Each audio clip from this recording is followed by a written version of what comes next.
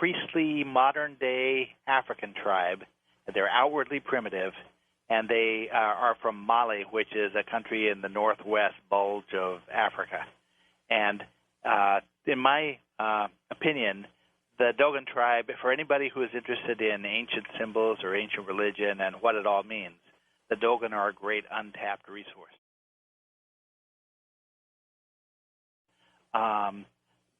The thing that brought the Dogon to the attention of the public was the fact that they seemed to know some things about astronomy that they shouldn't know without having powerful telescopes.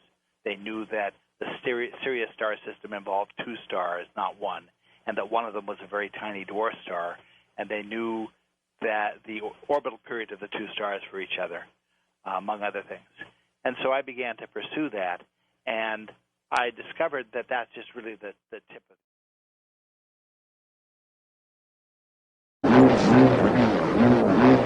The hum of the bull roar is believed to be the voice of the sacred star.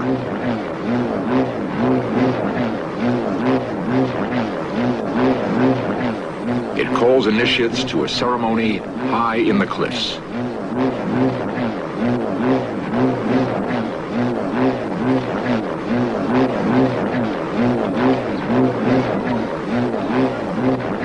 Dating back to a time when the Western world was locked in the Dark Ages, this ritual has taken place year after year.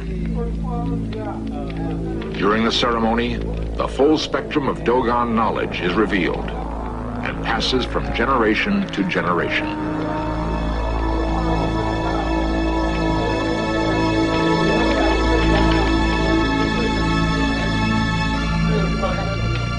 A circle within a circle depicts Saturn and its rings, which can only be seen with a telescope.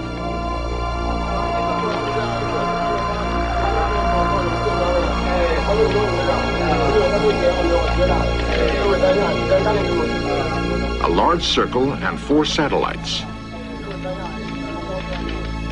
The planet Jupiter and its moons.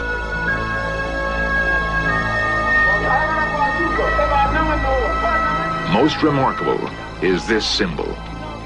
It represents the orbit of the Dogon star, a phenomenon deep in stellar space. Yet, no such orbiting star is visible from the Earth. It was not until this century that Western astronomers began to suspect its existence.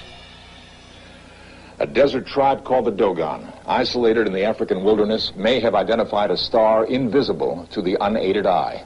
How is this possible? How could the Dogon possess this sophisticated astronomical information?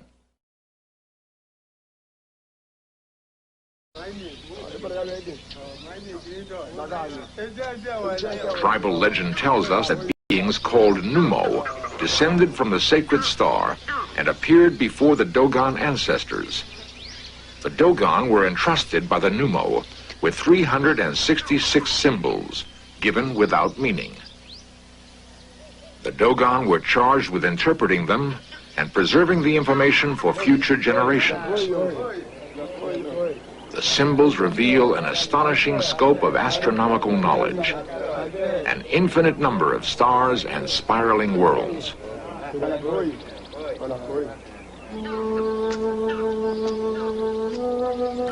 After more than 5 years among the Dogon people, Dr. Guggenheim has gradually gained the confidence of the Dogon elders and acceptance into the inner circle of secret knowledge.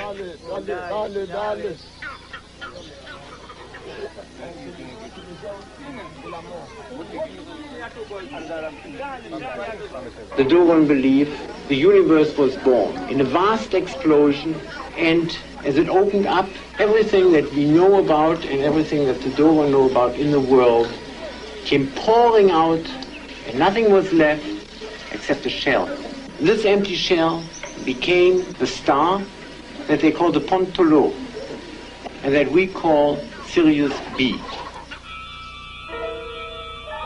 In 1950, astronomers confirmed the existence of the Dogon star.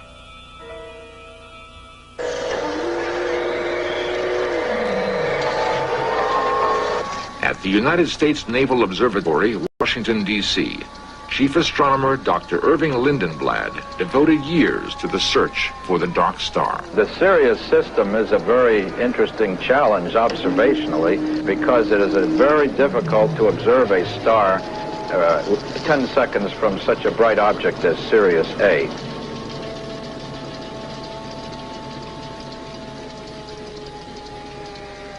After the years of effort, Dr. Lindenblad finally succeeded in taking this photograph of Sirius B and its giant companion. The Dogon possess even more startling information about the star they hold sacred. They say that when it gave forth all its energy, it collapsed in upon itself, becoming incredibly dense and so heavy that all the earthly beings combined cannot lift it. The San Fernando Observatory, Sylmar, California. Dr. Gary Chapman is an astronomer specializing in the physical characteristics of stars. By splitting the light collected from a distant star into colored bands, its physical characteristics can be analyzed. Sirius B is fairly normal in the surface layers, but we do rely on the calculations to tell us that the interior is essentially out of nuclear fuel. It's a dead star. We know from modern calculations that it has a very, very high density, has a density about 5 million times that of water, and if you were to be on the surface of Sirius B right now, you'd be crushed very, very flat because the surface gravity is about 100 million times that of the Earth.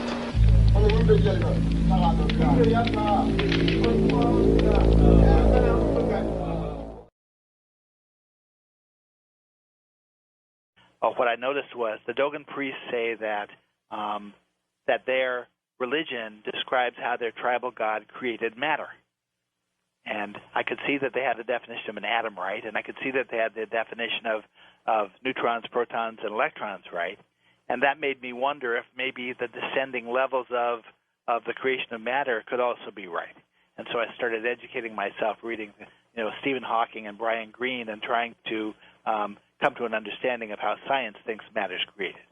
And in this first book, The Science of the Dogon, one of the things I do is I lay side by side the Dogon description of the stage of matter with a description from Hawking or Greene, and the Dogon drawing that goes with that side by side with a diagram from Hawking or Greene, and show that the systems are the same, that the Dogon have it absolutely right. And to some extent, the Dogon actually go farther than science does.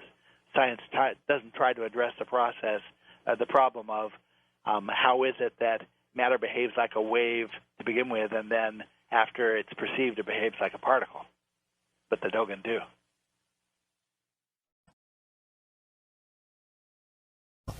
The word Dog, which really mean land or country or whatever. So originally, a Dogon would have meant like a landlord.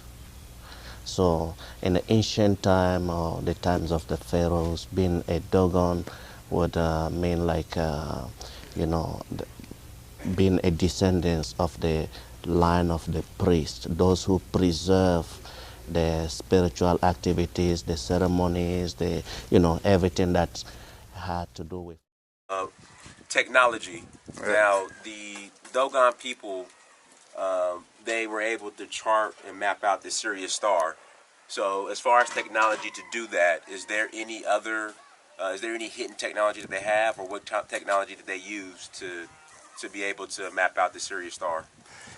Yes, the Sirius star, as I tell you, as he answered, and I did tell you before, because I am a Dogon and I come from the Dogon country. I am born here. I can answer easy this question. So we don't have a special technology to know about the Sirius star, but we Dogon people, we think our history is related and linked with the Sirius star, because in our mythology we still think that we come from the sky through the Sirius star. We have been guided on the earth by the Sigitoro, which you guys call Sirius. We don't call that Sirius, but we call Sigitoro, and is that why we even have a big ceremony which we call Sigi, which is happening in every 60 years for the honor of this Sirius Star, what you guys call, and we will call Sigitoro. Okay. But we don't have any mean of technology. Okay. But our ancestors knows about the Sigitoro before Western people come to tell us about Sirius Star. Okay. Yeah, because it is part of our life. Okay. But I was going to ask a few questions. Thank you. Tell the Dogon I said thank you for allowing me to come to his village and take your time out to answer our questions. Okay. Wa bre po parce que ana daga ana binue ko ana me ken dagi ana be dagi wo ko wa bre po wa. What did he say? What did he say? Wa bre po he said you are welcome. Oh, thank you. Yeah, thank you are thank welcome. You. No, so like the first question that people had and I had myself was, now the Dogon were the first to map out the stars as far as Sigituro, which we call the Sirius Star. Yes. I know space travel is a big initiative as far as life being able to go to Mars and live on Mars. Do the Dogon think it's possible for human beings to live on other planets? Okay. Sa uka jamana na moko rebe munu bita appareil fe ubisega kalo shegin kalo kononton min ka chano e usoko ke sankolo fe bi ubega anyenyini de minti yan dugu kolo e nu bisega ta sanfe ka nyena maya ke est-ce que ko an hakilla ko obisega ke ka fo ko adama den ka boya ka ta sanfe ka nyena maya ke est-ce que ko an dokono hakilna na ko obisega ke parce que obisega ke odi ba odi kono amba mi ga fo obisega ke otisega ke ne na sere ga ke amba laje ga amba mi ga fo obisega ke wujaddi ga kono gwa ma wodi ni ga ma ayo de ni ngalike. He said they don't understand how it's possible. Okay. And they don't think that will be possible one day. Okay. Without living outside this planet, they don't think if it's possible. Okay. Yeah, this is what they think. Okay. Now the Dogon came from the Sirius Star, correct? Yes, correct. Yeah. Do they plan on ever returning back to the Sirius Star? Okay. Okay. Anga dogonon ka jatela. Afara ko sigitoro. Taro na obi sigido. Don bike sigimina. A dolo dobe wa fama ko sigitoro. Bon, kado ka jatela an boto sanfe jiya damina kuma. An nanani sigitoro de. Dolo ni. An nanani ode an blasira kana dugu kolo kan ko yala an hakilla est-ce que don do an bi segin kata o dolo in fanfe est-ce que oba an hakilla aywa rugano min ga ganga jabi ere bi wulaje go note dolo mi be sanfe bon wo dolo de sabab kira an jigina o dondo anna ta dolo yoroda yala am dolo laje anyin gal korote wewa o de aywa wogori idi ba jabi a jabi chuba ire bi ande ba doni I said that we come from the Sirius Star, this is the mythology of the Dogon country, of the Dogon people, and this is the history of our being here in the earth. But they don't have any instruction right now.